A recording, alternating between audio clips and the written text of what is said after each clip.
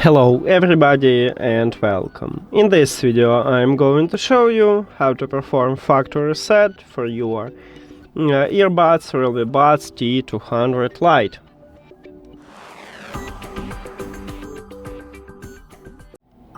To perform factory reset, at the back side of each earbud, right here at the top, we have touch areas, and we need to press and hold simultaneously both of them for at least 10 seconds. So 1, 2, 3, 4, 5, 6, 7, 8, 9, 10. Okay, here we go.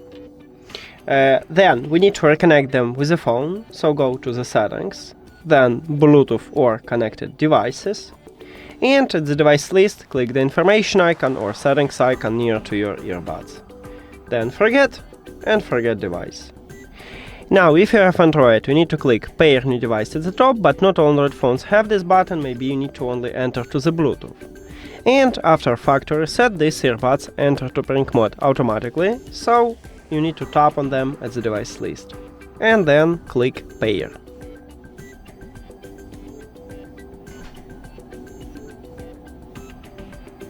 And that's it. Thank you for watching this video. If you found it helpful, please consider subscribing to the channel and leave the like on the video. See you later!